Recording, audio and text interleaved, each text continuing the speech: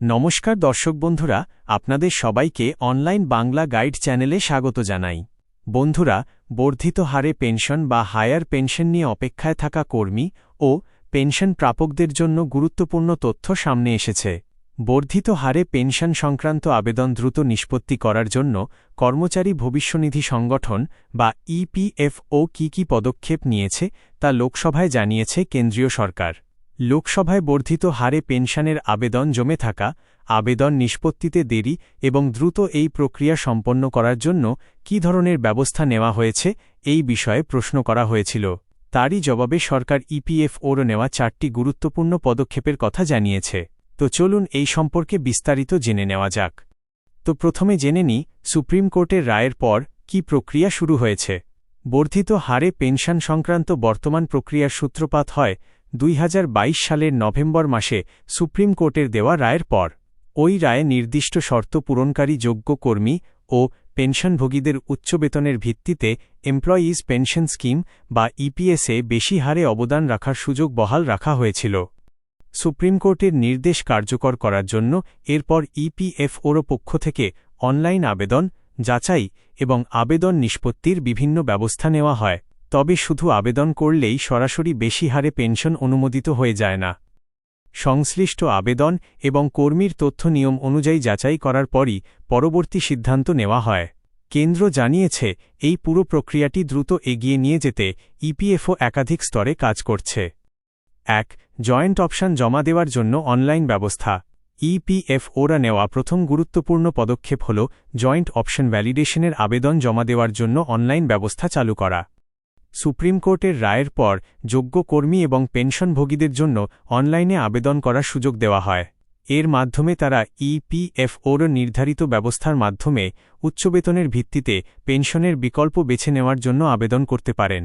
তবে এখানে একটি গুরুত্বপূর্ণ বিষয় মনে রাখা দরকার, অনলাইনে আবেদন জমা দেওয়া মানেই উচ্চ পেনশন অনুমোদিত হয়ে যাওয়া নয়। আবেদন জমা দেওয়ার পর সংশ্লিষ্ট তথ্য, অবদান এবং অন্যান্য প্রয়োজনীয় বিষয় যাচাই করা হয়। সেই যাচাই ও আনুষ্ঠানিক প্রক্রিয়া সম্পন্ন হওয়ার পরই বর্ধিত পেনশনের পরিমাণ নির্ধারণ করা সম্ভব হয়। অর্থাৎ আবেদন থেকে অনুমোদন পর্যন্ত একাধিক ধাপ রয়েছে। 2. নিয়ম অনুযায়ী আবেদন যাচাই ও প্রক্রিয়াকরণ।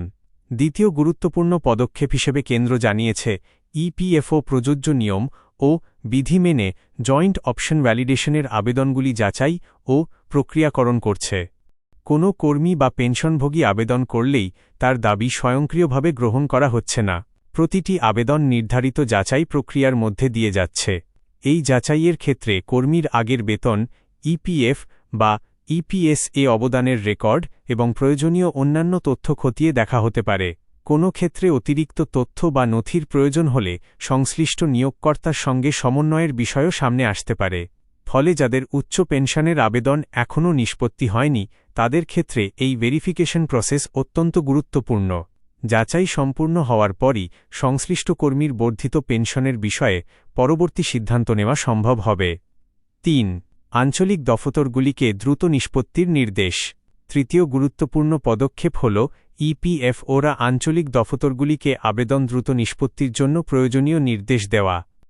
কেন্দ্র জানিয়েছে, উচ্চ বেতনের ভিত্তিতে পেনশন সংক্রান্ত আবেদনগুলি দ্রুত প্রক্রিয়াকরণ ও নিষ্পত্তি করার বিষয়ে ইপিএফও তার বিভিন্ন আঞ্চলিক অফিসকে নির্দেশ দিয়েছে।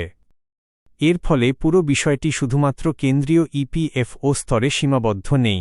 আঞ্চলিক দফতরগুলিকেও সংশ্লিষ্ট আবেদন যাচাই, প্রয়োজনীয় তথ্য সংগ্রহ এবং প্রক্রিয়াটি এগিয়ে নিয়ে যাওয়ার ক্ষেত্রে সক্রিয়ভাবে কাজ করতে বলা হয়েছে। লোকসভায় মূলত জানতে চাওয়া হয়েছিল, উচ্চ পেনশনের আবেদন নিষ্পত্তিতে দেরি হচ্ছে কি না এবং আবেদন দ্রুত যাচাই ও নিষ্পত্তির জন্য আঞ্চলিক দফতর বা নিয়োগকর্তাদের কোনো নির্দেশ দেওয়া হয়েছে কি না। এর জবাবে কেন্দ্র আঞ্চলিক দফতরগুলিকে দেওয়া নির্দেশের বিষয়টি তুলে ধরেছে। 4. ভিডিও কনফারেন্সের মাধ্যমে নিয়মিত পর্যালোচনা। চতুর্থ গুরুত্বপূর্ণ পদক্ষেপ হল আঞ্চলিক অফিসগুলির সঙ্গে নিয়মিত ভিডিও কনফারেন্সের মাধ্যমে আবেদনগুলির অগ্রগতি পর্যালোচনা করা।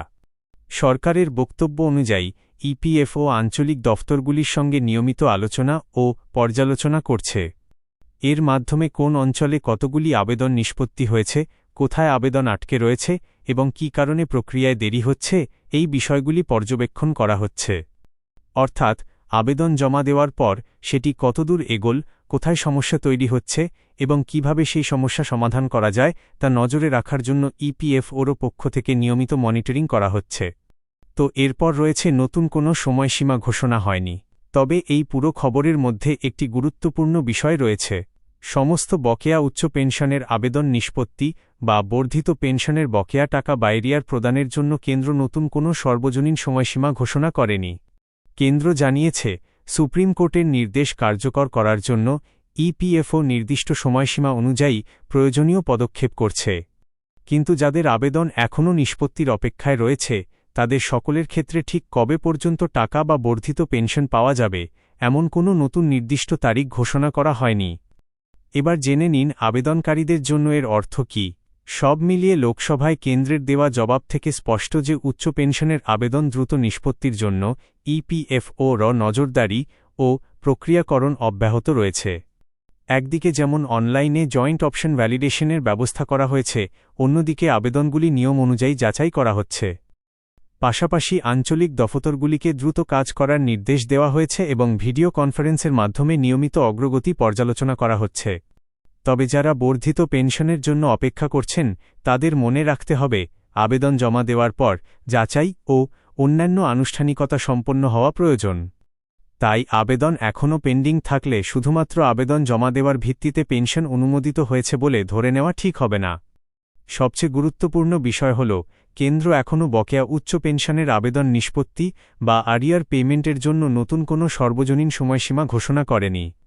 ফলে আবেদনকারীদের ক্ষেত্রে ইপিএফওর যাচাই ও নিষ্পত্তি প্রক্রিয়ার অগ্রগতির দিকেই নজর রাখতে হবে।